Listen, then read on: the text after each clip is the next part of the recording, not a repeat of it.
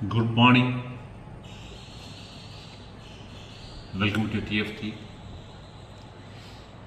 Greet you all in Jesus' name.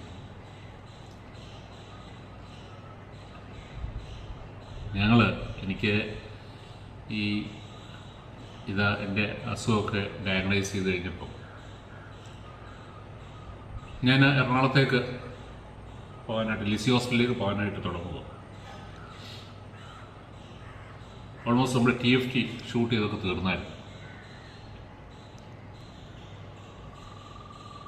ഇനി ഒരു തീരുമാനമായിട്ട് നമുക്ക് എടുക്കാം. അസുഖം അല്ല എന്താണെന്നൊക്കെ അറിഞ്ഞല്ലേ മാറി ഇട്ടൊക്കെ എടുക്കാം എന്നൊക്കെ അങ്ങനെ ഒരു ചിന്ത എൻ്റെ ഉള്ളിൽ വന്നു. എവിടുന്ന ചിന്ത വന്നതെന്ന് എനിക്കറിയത്തില്ല. എൻ്റെ ജഡത്തിൽ നിന്ന് അല്ല എന്നാ പറയുക ബുദ്ധിയിൽ നിന്ന്. അപ്പോഴാണ് പോകുന്നതിൻ്റെ തലേദിവസം ഡീറ്റാനോട് പറഞ്ഞു TFT അങ്ങ് എടുക്കാം, അത് മുടക്കണ്ട, കർത്താവായിട്ട് ഏൽപ്പിച്ചൊരു കാര്യമാണല്ലോ. പെട്ടെന്ന് ശരിയാണ്, ഞാൻ ഓർത്ത് ശരിയാണല്ലോ, ഞാൻ എന്തിനാ അത് വേണ്ട നോക്കുന്നത്. എൻ്റെ ഭാവി, എൻ്റെ ആരോഗ്യം, എൻ്റെ എല്ലാം കർത്താവിൻ്റെ കരങ്ങളിലാണ്. ഇന്നലെ ഞാനൊരു ബൈബിൾ ഡെയിലി ബ്രെഡ് എന്ന് പറഞ്ഞ ഫോട്ടോഗ്രാഫത്തെ ശീലിച്ച് അയച്ചിരുന്ന ഒരു ഫോർവേഡ് അതിൽ വായിച്ചപ്പോൾ എന്നെ ടച്ച് ചെയ്തിപ്പോൾ അതിനകത്ത് എഴുതിയിരിക്കുക, I am so happy that my life is not under my control. എൻ്റെ ജീവിതത്തിൻ്റെ നിയന്ത്രണം എൻ്റെ കയ്യിലല്ലാത്തതുകൊണ്ട് ഞാൻ വളരെ സന്തോഷിക്കുന്നു. അത് കർത്താവിൻ്റെ കയ്യിൽ. നമ്മുടെയിലാണല്ലാണ് നമ്മൾ ഈ കിടന്ന് എന്താ പറയുന്നത്. കാരണം നമുക്ക് എല്ലാം നമ്മുടെ നിയന്ത്രണത്തിലല്ല. അപ്പം നമ്മൾ നമ്മുടെ ജീവിതത്തെ നിയന്ത്രിക്കാൻ നോക്കിക്കഴിഞ്ഞാലുള്ള കുഴപ്പം, ചില ക്രൈസിസ് വരുമ്പം നമുക്കൊന്നും ചെയ്യാൻ പറ്റത്തില്ല. ഇപ്പം എൻ്റെ കാര്യം പറഞ്ഞു. അപ്പം അതേസമയം ഞാൻ നേരത്തെ അത് കർത്താവിന് കൊടുത്തിരുന്നത് കൊണ്ട് കർത്താവ് നോക്കാൻ മതിയാവില്ല. കർത്താവിന് കൺട്രോൾ ചെയ്യാൻ വയ്യാത്ത ഒരു കണ്ടീഷനും ഇല്ലെന്ന് എനിക്ക് നേരത്തെ തിരിച്ചറിഞ്ഞിട്ടുണ്ട്. അത് ഞാൻ പൂർണ്ണമായിട്ടും വിശ്വസിക്കുന്നുമുണ്ട്. നമ്മൾ അറിഞ്ഞുകൊണ്ട് മാത്രമായില്ല കേട്ടോ. പലപ്പോഴും പ്രശ്നം പറ്റുന്ന അവിടെയാണ്. അറിവ് മാത്രമായിട്ട് നിൽക്കും, അതൊരു വിശ്വാസമായിട്ട് പരിണമിക്കത്തില്ല.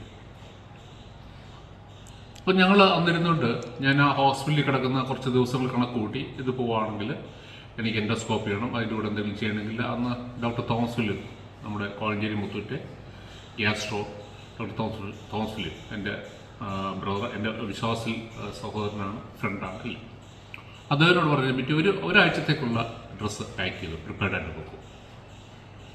അപ്പോൾ ഞങ്ങൾ ഒരാഴ്ചത്തേക്കുള്ള TFT ഷൂട്ട് ചെയ്തു. അതിനുശേഷം അത് എയർ ചെയ്തു. ഞാൻ ചുരുക്കി പറഞ്ഞു പറ്റുന്നത് ഏറ്റവും വലിയ പ്രാർത്ഥനയായിരുന്നു വീട്ടിൽ നടക്കുന്ന മീറ്റിംഗും മുടക്കരുത്, TFT മുടക്കരുത്. രണ്ടും ഇതുവരെയും കർത്താവിൻ്റെ കൃപയാണ്, മുടങ്ങിയിട്ടില്ല.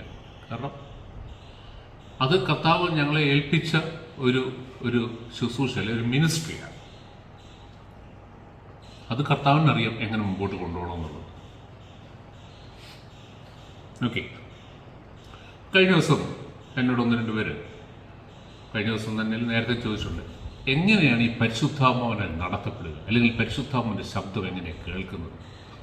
ഞാൻ നേരത്തെ പല പ്രാവശ്യം പറഞ്ഞിട്ടുണ്ടെങ്കിലും ചിലപ്പോൾ ക്ലാരിറ്റി വന്നിട്ടില്ലായിരിക്കും. ഒന്നുകൂടെ അത് തെളിച്ച് പറയാണ്. നമ്മൾ എന്താ ചെയ്യേണ്ടത്, എങ്ങനെ പരിശുദ്ധാത്മാവിൻ്റെ ശബ്ദം നമുക്ക് ഓഡിബിളായിട്ട് കേൾക്കാൻ പറ്റുമോ, അതോ നമ്മുടെ തോന്നലാണോ നമ്മളെങ്ങനെ തിരിച്ചറിയുന്നത്, അല്ലെങ്കിൽ നമുക്ക് എങ്ങനെയാണ് പരിശുദ്ധാത്മാവ് നമ്മളോട് സംസാരിക്കുമോ ഇല്ലയോ, ദൈവശബ്ദം കേൾക്കാൻ പറ്റുന്നത് എന്നാണ്. അപ്പം ഞാനൊരു കാര്യം പറഞ്ഞു, ആദ്യമേ നമ്മൾ വേർഡ് ഓഫ് ഗോഡ്, ദൈവവചനവുമായിട്ട് നമുക്കൊരു വ്യക്തിപരമായിട്ടുള്ളൊരു ബന്ധം, അല്ലെങ്കിൽ നമുക്കൊരു ആ ദൈവവചനം എന്തു പറയുന്നു എന്ന് നമുക്കൊരു ബോധ്യം. പല ആൾക്കാരെ എനിക്കറിയാം, നമ്മൾ സ്ഥിരമായിട്ടൊരു സങ്കീർത്തനം വായിക്കും, 91 സങ്കീർത്തനം, അല്ലെങ്കിൽ വേറെ ഇഷ്ടമുള്ളൊരു ഭാഗം, അല്ലെങ്കിൽ പല ആൾക്കാരുടെ തുറക്കുമ്പോൾ കിട്ടുന്നതാണ് അവർക്ക് വായിക്കുന്നത്. അതൊക്കെ വളരെ ബാലിശമായ നമ്മുടെ വിശ്വാസ ജീവിതത്തിൽ തുടക്കത്തിൽ കർത്താവ് തരുന്ന കുറേ കാര്യങ്ങൾ. പലരോടും ഞങ്ങൾ പ്രാർത്ഥിച്ചു, ബൈബിൾ തുറന്നുകൊണ്ട് ഞങ്ങളോട് ഇങ്ങനെ വചനോടുണ്ട്. തുടക്കത്തിൽ കർത്താവ് അങ്ങനെ സംസാരിക്കില്ല. പക്ഷെ യഥാർത്ഥമായിട്ട് അങ്ങനെയല്ല. അതേസമയം കർത്താവിനോട് എന്നോട് സംസാരിക്കണമെന്ന് പറഞ്ഞാൽ കർത്താവ് ഡയറക്റ്റ് സംസാരിക്കും. കർത്താവിനോട് പറയും, കർത്താവെ വചനത്തിൽ കൂടെ, ബൈബിളിൽ കൂടെ എന്നോട് സംസാരിക്കണം എന്ന് പറയുമ്പോൾ ഇന്ന ഭാഗം വായിക്ക്, ജെറമ്യ 12 അതിൻ്റെ 12ാമത്തെ അധ്യായം വായിക്ക് എന്ന് സ്പെസിഫിക്കായിട്ട് പറയും. ആ ശബ്ദം നമുക്ക് കേൾക്കാൻ പറ്റും. അങ്ങനെ എന്നോട് പലപ്പോഴും സംസാരിച്ചിട്ടുണ്ട്. ഡയറക്റ്റായിട്ട് പരിശുദ്ധാത്മാവ് എൻ്റെ ഹൃദയത്തിൽ ഒരു തോന്നൽ പോലെ നമ്മളോട് ഓരോരുത്തർ സംസാരിക്കുകയും. അപ്പോൾ വളരെ ശ്രദ്ധിച്ചാണ് ഇവിടെ പലപ്പോഴും തെറ്റിപ്പോകുന്നത്. നമുക്ക് 3 ശബ്ദങ്ങൾ കേൾക്കാൻ പറ്റും. ഒന്ന് നമ്മുടെ തന്നെ ശബ്ദം, എൻ്റെ മനസ്സാക്ഷി അല്ലെങ്കിൽ എൻ്റെ ജഡം എന്നോട് സംസാരിക്കും. 2 പിശാചിൻ്റെ ശബ്ദം കേൾക്കാൻ പറ്റും. 3 പരിശുദ്ധാത്മാവിൻ്റെ ശബ്ദം കേൾക്കാൻ പറ്റും. അപ്പോൾ പരിശുദ്ധാത്മാവിൻ്റെ ശബ്ദം കേൾക്കുമ്പോൾ നമ്മൾ ബൈ പ്രാക്ടീസ് നമ്മളത് പരിശീലിക്കണം എന്ന് പറഞ്ഞു കഴിഞ്ഞാൽ കർത്താവുമായിട്ട് വ്യക്തിപരമായ ഒരു ബന്ധത്തിലേക്ക് നമ്മൾ വരണം. 2